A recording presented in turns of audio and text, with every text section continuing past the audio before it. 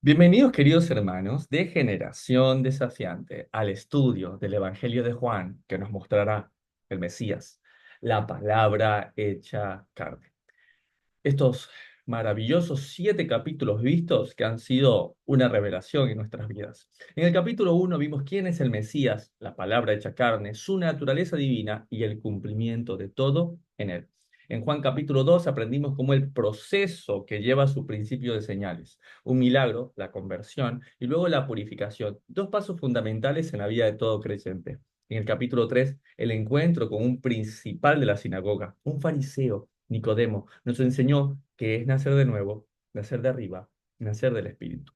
Es el obedecer sus mandamientos y no negar el nombre del Señor. En el capítulo 4 un maravilloso encuentro con la mujer samaritana y cómo el Señor sabe todo acerca de su pasado. Eso fue lo que más nos impactó. Sin embargo, fuimos absortos al darnos cuenta que a pesar de saberlo, no le dejó. Al igual que con cada uno de nosotros, conoce lo peor de nuestra historia y a pesar de eso, el Señor no nos abandonó ni nos dejó. En Juan capítulo 5 vimos el milagro del estanque de Betesda, o como lo entendimos, el Bet Seitá, que desencadenó uno de los mayores discursos del Mesías delante de los fariseos, saduceos o judeanos. En Juan capítulo 6 nos fue revelado un milagro inadvertido, la multiplicación de los panes y los peces y la tempestad del mar de Galilea. Pruebas donde aprendimos cómo el Señor permite que sus hijos, sus discípulos, nos hagamos preguntas y que pasemos por tiempos de tempestad para formar nuestro carácter. Y así también conoceríamos el carácter del Mesías, el carácter de un hombre que no quiere ser rey de un pueblo, que solo quiere llenarse la panza de un pueblo que acude por el Evangelio de la prosperidad. Y finalmente en el capítulo 7 conocimos el contexto de una festividad, la de los tabernáculos, y cómo el Mesías declara quién es su familia, su madre y sus hermanos. Todo aquel que oye y pone por obra la palabra de Dios, esa es su madre, sus hermanos y hermanas. Y cómo termina este capítulo con el último día de la fiesta, Hoshana Rabbah, el día de gran salvación, donde Él se muestra como la fuente de vida eterna. Y es en ese contexto de cómo por ignorancia muchos niegan que Él es el Mesías, pues no solo no saben que nace en Belén, sino que además adjudican su nacimiento en Galilea y menosprecia a los que provienen de allí, diciendo que no hay profeta que provenga de Galilea, cuando ya vimos que eso no es cierto. Al final, dice el verso 53 del capítulo 7, cada uno se fue a su casa, pero el Señor partió al monte de los olivos. Sin más, acompáñenme a estudiar Juan, capítulo 8, versos del 1 al 11, donde aprenderemos acerca de Jesús y la adúltera. Juan, capítulo 8. El contexto sería el que vamos a leer. Luego de la discusión del último día de la fiesta sobre el Mesías, su origen y el argumento que de Galilea no provino profeta, lo que no es cierto, cada uno se fue a su casa. Juan 7:53. Entonces, el verso 1 dice así, y Jesús se fue al monte de los olivos. Verso 2, y por la mañana volvió al templo, y todo el pueblo vino a él, y sentado él les enseñaba. Es interesante entender un poquito de qué vamos a hablar en los versos del día de hoy, sobre todo porque existen ciertos argumentos de debate que nos hacen pensar de que podría ser un agregado acaso los versos de Juan capítulo 8 del 1 al 11. Acompáñenme a responder esta gran pregunta de forma breve. ¿Es un agregado y no fue escrito por Juan los versos de Juan 8 del 1 al 11 que hablan sobre Jesús y la adúltera? Acompáñenme a responderlo. ¿No es original Juan 8 del 1 al 11? A partir de la evidencia actual del manuscrito, existe debate de que esta porción fuera parte del texto original, o por lo menos en este preciso lugar, pues algunos lo colocan después de Lucas 21:38 y otros luego de Juan 21:24 y un manuscrito más luego de Juan 7:36. Es interesante este concepto.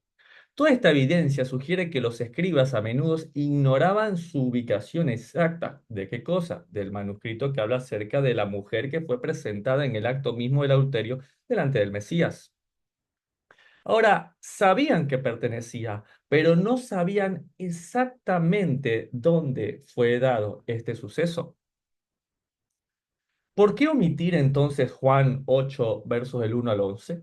Algunos antiguos cristianos, conocidos así como Agustino o Ambrosio, omiten esta historia, no por la evidencia textual, sino porque pensaban que hacía que Jesús pareciera aprobar la inmoralidad sexual o que no la consideraba tan seria, y de hecho muchas veces se ha tomado esto. Yo he sido testigo de personas que dicen esto está mal, y cuando se siente juzgado dice, si estás libre de pecado, lánzame la primera piedra, como pasó con la adúltera. Por lo que muchas veces esta presunción de Agustino y Ambrosio la hemos podido ver de forma real.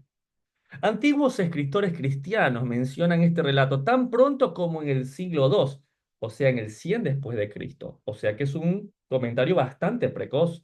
Tenemos buenas razones para creer que esto realmente sucedió y que Juan realmente lo escribió.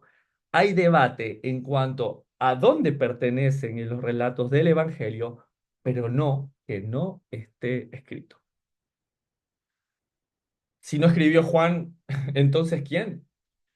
Si no era de Juan, era una interpretación muy temprana del Evangelio de Juan. Posiblemente pudo haber tenido la aprobación de Simeón o Judas a principios del siglo II. El segundo y el tercer principal de Jerusalén, que conocemos, eran hermanos del Mesías, los últimos de la era apostólica. Estos dos parecen haber estado conectados con la edición de este evangelio, pues probablemente son el, entre comillas, sabemos, de Juan 21-24, como está escrito. Juan escribió, y sabemos que lo que dice es verdad. Entonces, aunque la hipótesis fuese que no la escribió Juan, sino que como ser un comentario precoz del segundo siglo, del 100, y fuesen hermanos de Jesús, de igual manera estos, que son parte del sabemos de Juan 21-24, verifican que la historia es real, sino que por el temor de Ambrosio o de otros líderes cristianos de que se tomase este pasaje como licencia para pecar, muchas veces se omitía su transcripción. Entonces, ¿no es original Juan 8 de verso del 1 al 11? En lo que cabe a nosotros, es la crítica textual que usamos, que si bien considera todos los manuscritos, es la precocidad de los mismos lo que denota preeminencia. En nuestro caso, nosotros estamos haciendo la revisión del Nuevo Testamento griego de la edición de Nestlé y Alan número 28. Y según la crítica textual, entonces, han considerado que estos textos son parte y tienen coherencia textual y siguen la línea narrativa, por lo que aclara que el debate, si bien existe, y en los comentarios los vamos a encontrar, emancipa los principios que relatamos en este apartado, por lo que podríamos responder a la pregunta de una forma breve. ¿Es un agregado y no fue escrito por Juan los versos de Juan 8, versos 1 al 11? La respuesta es, hay debate en cuanto a dónde pertenece en el relato del Evangelio, pero no que no esté escrito o bien por el apóstol Juan o algunos de los otros hermanos del Mesías. Juan capítulo 8, verso 3 dice, entonces los escribas y los fariseos le trajeron a una mujer sorprendida en adulterio y poniéndola en medio le dijeron, maestro, esta mujer ha sido sorprendida en el acto mismo del adulterio, y en la ley nos mandó Moisés a apedrear a tales mujeres. Tú, pues, ¿qué dices? Es interesante si pensamos en el contexto, ¿no? Ellos están reunidos en el templo. Él está enseñando luego de haber sido rechazado al día anterior por los escribas y fariseos, y ellos ingresan a este momento. Dice que encuentra una mujer sorprendida en el acto. Probablemente, si está sorprendida en ese momento, la llevan semidesnuda, ¿sí? Esta mujer que claramente no quiere ser expuesta, ¿sí? Está golpeada, arrastrada, una turba de gente viene detrás y la ponen delante, la tiran delante del Mesías, ¿sí? Ellos lo hacen en un lugar público, en el templo. Querían hacer lo más abierto posible. No querían solamente apedrear a la mujer, querían apedrear al Mesías. ¿Sí? Es realmente muy evidente que había un hombre involucrado en el acto mismo del adulterio. Sin embargo, el hombre culpado no es llevado ante Jesús para el juicio. También significaba otra cosa aún más oscura que no lo dice la Escritura. Significa que había espías que habían sido enviados para presenciar el romance y cuidadosamente observaron los detalles de cómo esta mujer, que si bien comete el acto de adulterio, probablemente incluso algunos de ellos se podría haber prestado para este acto mismo.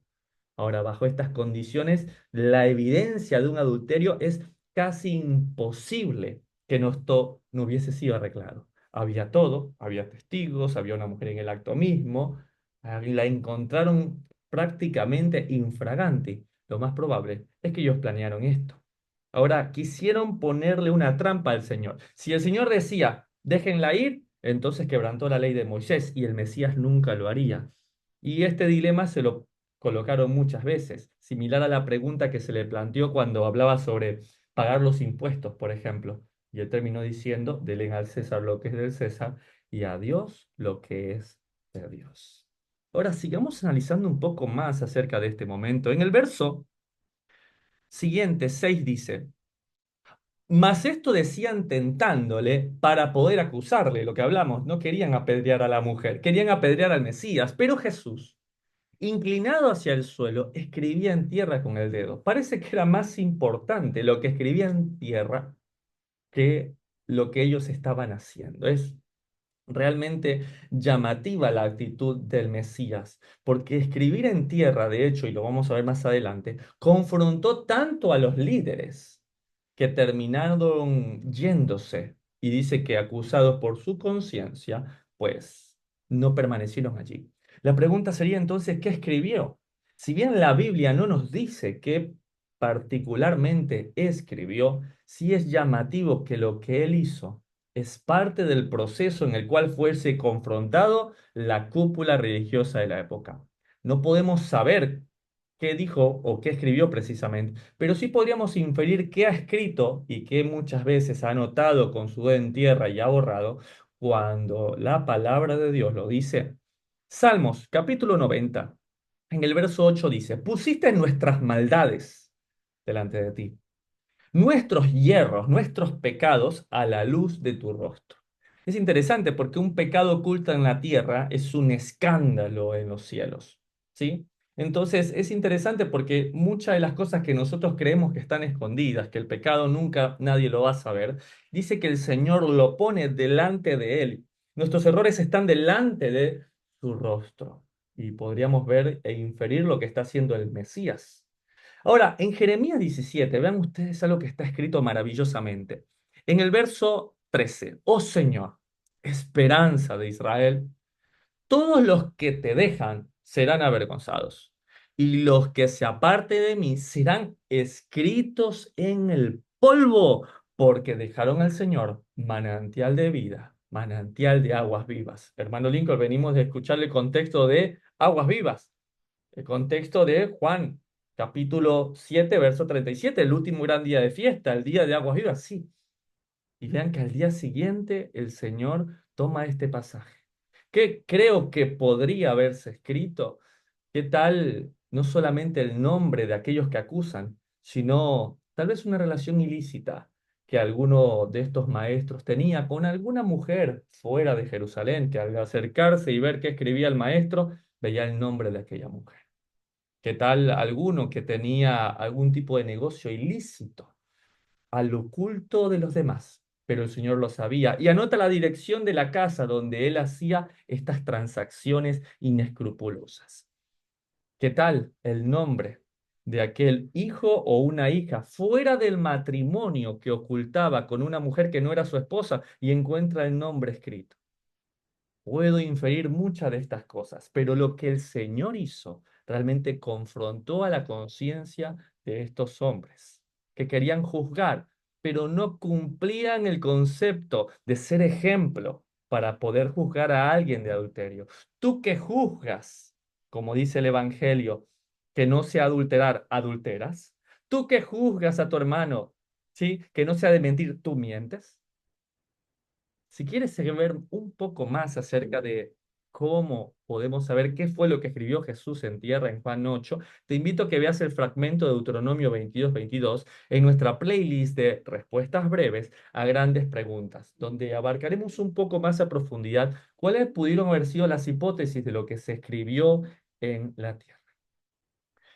Sigamos juntos entonces en Juan capítulo 8 y verso 7. Y como insistieran en preguntarle, se enderezó y les dijo: el que de vosotros esté sin pecado, sea el primero en arrojar la piedra contra ella. E inclinándose de nuevo hacia el suelo, siguió escribiendo en tierra. Esto ha prestado muchas veces a confusión. Algunos dicen, bueno, el Mesías entonces no aprobó el juicio, o sea que no es tan importante el adulterio. Y claro que no. Él está hablando de algo mucho más a profundidad que necesitamos el día de hoy preguntarnos, pero responder de una forma breve.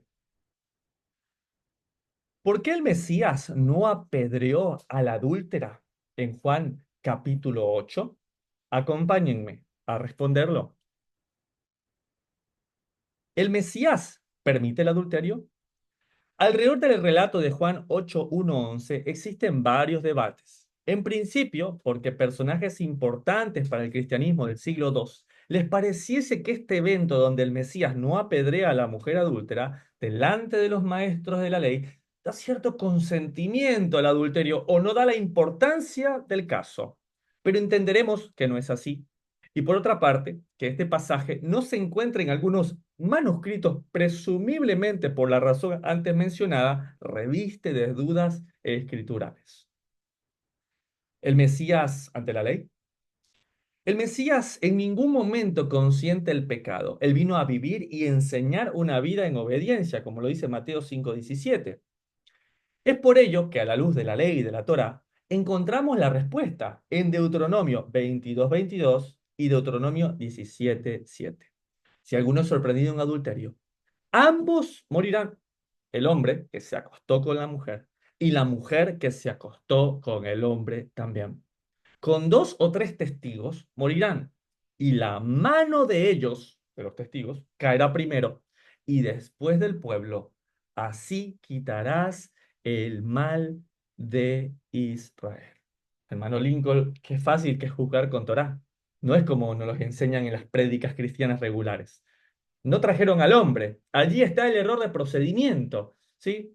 Y no la apedrean más que los testigos primero. ¿Cómo va a apedrearlas los demás? ¿Cómo va a hacerlo Mesías? Él dijo, bueno, el de ustedes que son testigos, hágalo primero. Ahora, es lo que podemos leer incluso también en la crítica textual. Si nos vamos nosotros a nuestra versión del Nuevo Testamento, de la versión de Nestlé y Alan número 28, podremos leer lo siguiente. Dice así, en el verso número 7, dice, Jos de Epenemon, Erontoles, Auton Anakipsa, y vean esta palabra que me gusta mucho, que la hemos escuchado muchas veces nosotros en el concepto de pecado, cuando se nos enseñaba pecado desde el pensamiento griego, y es la palabra amartía, ¿sí? O de donde viene esta palabra que está acá, anamártetos, y se nos enseñó siempre que el concepto de pecado no era de 1 Juan 3:4, ¿no? De que el pecado es transgresión de la ley de Dios. El concepto de pecado es errar al blanco. Ahora, si nosotros usásemos ese concepto ahora de forma correcta, daría la explicación completa. El concepto del cual está hablando de aquí, más que de pecado en el griego, es sobre un error. Por eso no podemos vivir muchas veces entendiendo conceptos griegos solamente, sino con una perspectiva hebrea. Ahora, si yo leo nuevamente este apartado, donde dice justamente Ho anamarte tos himon, yo no puedo leer y el que esté libre de pecado, sino que lo que debería leer yo es el que de entre ustedes no encuentre un anamártetos, un error de procedimiento, proceda con juicio y apedréala primero. Claro, si es justo, si alguno de ustedes, maestros de la ley, no encuentra un anamártetos, no encuentra un error de procedimientos, proceda. Y ahora entendemos que realmente existía un error de procedimiento. Y eso es lo que tenemos que preguntarnos. ¿Un juicio improcedente entonces? No solo que queda más que claro que están en grave falta de Deuteronomio 22:22 y 17:7, sino que además, en su afán de engañar al Mesías, obvian todo procedimiento de justicia. Juan 8, verso 1 al 2 dice, y por la mañana Jesús volvió al templo y todo el pueblo vino a él, y los escribas y los fariseos le trajeron una mujer sorprendida en el adulterio y le dijeron, Maestro, esta mujer ha sido sorprendida en el adulterio. Dos puntos que le subrayé, templo y maestro. Acompáñenme. Un juicio improcedente. Entonces, aquí están dos razones más de este juicio improcedente. El lugar. Están en el templo y no a las puertas de la ciudad donde se juzgan.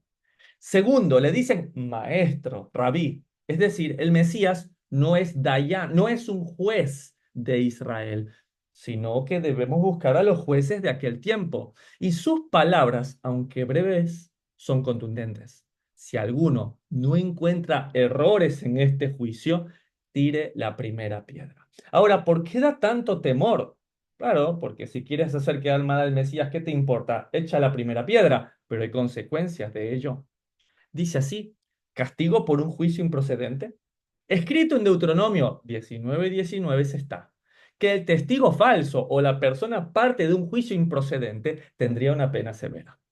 Cuando se levante testigo falso, está escrito contra alguno, entonces los litigantes se presentarán delante de sacerdotes y jueces que hubiesen en aquellos días. Dos cosas que no hay en este momento. Y los jueces inquirirán bien, juzgarán bien. Y si aquel juicio resultare falso y hubiere acusado falsamente, haréis a él como él pensó hacer su hermano y quitarás el mal de en medio de ti. Claro, ¿por qué no lo llevaron a los jueces? Porque los jueces le van a decir enseguida, a ver, muéstrenme al otro acusado. No, no, el otro acusado no, no. O sea que es improcedente, sí. ¿Y tú lo viste al acusado? Sí. A ver, ¿y quién es? Que no puedo decir. O sea, ¿eres un testigo falso? ¿Qué querías que se hiciera con la mujer? ¿Apedrearse? Tú morirás apedreado.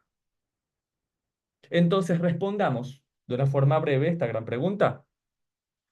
¿Por qué el Mesías no apedreó a la mujer adúltera? Número uno, estaban en el templo, no en el juzgado. El Mesías es maestro de Israel, no juez de Israel. Tercero, no están los acusados, solo uno de ellos. Y cuarto, son necesarios dos o más testigos. Y escrito está que todos se fueron. Y el proceder del Mesías debe ser el mismo del nuestro cuando respondemos a aquellos detractores de la palabra de Dios que creen que porque tenemos por gracia el perdón de nuestros pecados, podemos seguir transgrediendo. Y nos dicen, ¿crees en la ley? Entonces, ¿por qué no apedreas? Y no, porque debe haber un juicio, porque debe haber jueces, tiene que haber testigos, y que por ahora no existe este sistema no significa que no seremos todos juzgados por la palabra de Dios cuando el día llegue. Y entonces, ¿qué debemos hacer, hermano Lincoln? Decir lo mismo que el Mesías le dijo a esta mujer. No pequen más, no transgredan más, porque ahora la pena y el castigo estén en un punto de estar en resolución, no significa que el día no llegue. Juan capítulo 8 verso 9 dice, pero ellos, al oír esto, acusados por su conciencia, lo que decía hermano Lincoln, la conciencia, probablemente lo que escribió allí era el pecado que estaba delante del Señor, de aquellos que escriben sus nombres en el polvo y serán borrados. Salían uno a uno, me imagino que se acercaba veía el nombre del amante, veía la dirección de lo que estaba ilícito y eso lo confrontaba y decía, "Ay, me tengo una cita con alguien más en este momento, justo ahora no puedo. Comenzando desde los más viejos, dice acá, hasta los más jóvenes, hasta los postreros, y quedó solo Jesús y la mujer que estaba en medio. Entonces he escuchado muchas prédicas acerca de esto. Entonces ahí está, el que podía juzgarme no me juzgó y solamente me amó. Y es una verdad a medias. Porque el Señor dijo, pues procédase, no dijo y la defendió y no pueden hacerlo. Porque el pecado no estaba confirmado por la mujer, el tema era un juicio improcedente. Y ahora uno se quedaría interesantemente pensando, ¿y cómo pasó? El que sí podía juzgarla, ¿por qué no lo hizo? Porque el Mesías, y es un gran ejemplo para nosotros, respeta los procedimientos. Y lo hemos visto durante toda la historia de la Biblia. Si él mismo tuvo que morir por nosotros. Y a pesar de que se ha predicado como una historia romántica, es por el cumplimiento de la ley. Él nos dio carta de divorcio. Según la ley, cuando aquí existe carta de divorcio, no la puede volver a tomar. Quiere decir que si nosotros que fuimos esposa del Señor Israel y recibimos carta de divorcio y nosotros nos fuimos con nuestros amantes, el Señor no podía volver a tomarnos. Por esa razón, el Mesías toma forma de esposo, muere, y la palabra dice que todos aquellos que hemos conocido al Mesías antes de la muerte, dice, no lo conoceremos en la resurrección. Eso explica por qué los discípulos de Maús no lo reconocieron, porque dice que es un nuevo hombre. Y nos hemos comprometido con un nuevo hombre. Dice la palabra incluso que cuando estemos delante de él, en lo celestial, aún su nombre le será cambiado, aún lo conoceremos con un nombre nuevo. O sea que el Mesías nunca puede venir a abolir la ley ni a ir en contra de las palabras que él mismo inspiró y escribió. Qué interesante. Verso 10. Interesándose Jesús y no viendo a nadie, sino a la mujer, le dijo, mujer, ¿dónde están los que te acusan? ¿Ninguno te condenó? Ella dijo, ninguno, Señor. Entonces Jesús le dijo, ni yo te condeno, vete y no peques más. Y lo hemos entendido. Sí, el Mesías sabe lo que hizo, sí. ¿Y cómo sabemos que no lo aprobó? Le dijo, no peques más. Lo leímos. El Señor no tiene necesidad de que nadie exponga ni se hable porque Él conoce lo que está en el corazón. Si le dijo no peques más, ¿esta mujer estaba en adulterio o no? Lo estaba. No le dijo, y bueno, sigue con tu vida, te juzgaron injustamente. No, tú estabas en adulterio, tú estabas en fornicación, estás en pecado, no lo hagas más. No existen dos o tres testigos, no existe jueces, no existe nada más para juzgarte, pero no peques más. Porque la gracia que se te muestra hoy no es para que continúes en el pecado. Y muchas veces hemos escuchado ese concepto. Ah, que me juzgan. No, pues entonces tírame la primera piedra si tanto de juzga. Y nosotros como hijos de Dios podemos juzgar, sí, ¿a quiénes? A los de adentro. 1 Corintios 5. 1 Corintios 5 nos muestra el ejemplo de cómo un hombre se estaba acostando con la mujer de su padre, con su madrastra. Y dijo el maestro Pablo, el apóstol, juzguen como que estoy presente, saquen al tal de la congregación. Y es interesante porque muchas veces parece que fuese más duro apedrear a alguien que sacarlo de la congregación. Y es todo lo contrario. Para los que vivimos en Ruach, para los que vivimos en espíritu, es más grave que te saquen de la congregación. Es más grave que te saquen de la bendición de vivir en comunidad que te morir apedreado. ¿Qué está hablando, hermano? Uno de los procedentes, al menos así lo enseña la tradición, es que cuando alguien pecaba en el acto mismo del adulterio, ¿sí? Pues esta persona iba de la mano del testigo que lo vio. El testigo que lo vio tenía que irle predicando la palabra, diciendo, arrepiéntete, es verdad, vas a morir, pero puedes alcanzar la vida eterna. Entonces ve y predícale, e iba de la mano, y así este hombre moría. Pero cuando alguien es sacado de la congregación, como lo dice inclusive el Evangelio, pues es gravísimo, porque esta persona la estamos dando, pues, a la pasión y a sus propios deseos. Pero es mejor que ella salga de la congregación y que sienta el frío despiadado para que pueda recapacitar que, como dice el apóstol Pablo, están envanecidos ustedes. Están envanecidos, no se dan cuenta que las malas relaciones, las malas influencias corrompen las buenas costumbres. Otra razón también por la cual nosotros no andamos apedreando es porque este lugar es un lugar de santos. Así nos llama el Señor. Entonces nosotros no podemos, bueno, es porque ya está, es que el hermanito robó, ¿sí? Es que el hermanito vive en adulterio. No es hermanito, ese no es hermano ni es hermana de la congregación. Ahora, esta actitud la tenemos con los de adentro. Esta actitud la tenemos con los que somos parte o los que anhelamos ser parte de un pueblo santo, aquellos que hemos venido porque escuchamos al Mesías, que estamos cumpliendo los principios básicos que están estipulados en Hechos capítulo 15. Sí, nos inquieten a los gentiles que vienen. ¿Y qué tienen que hacer los gentiles que vienen? Pues bueno, nada de fornicación, dice. Nada de andar comiendo sangre, ni cosas que no están instituidos en la Torá, nada de sacrificado, nada de cosas de los ídolos, ¿sí? O sea, que se están cumpliendo unas normas de convivencia. Bueno, a ese pueblo santo es el que nosotros estamos llamados a juzgar, a exhortar en amor. Pero de ahí como vivirá el mundo, de ahí como viven estos que viven en adulterio, a los de afuera, dice, los juzgará Dios. Ay, ¿por qué no andas apedreando entonces a toda la gente? Porque esa gente no es Israel. Y el que es Israel no anda adulterando, no anda con cosas, no anda con chismes, no debería vivir de esta manera. Y en el momento que esa persona quiere vivir así, el tal se va de la congregación.